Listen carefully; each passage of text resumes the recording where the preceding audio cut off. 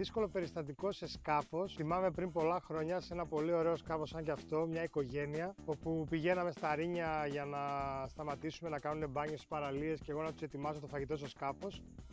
Και ο πελάτης, επειδή του άρεσε πάρα πολύ η παραλία, μου ζήτησε να μαγειρέψουμε αν γίνεται στην άμμο.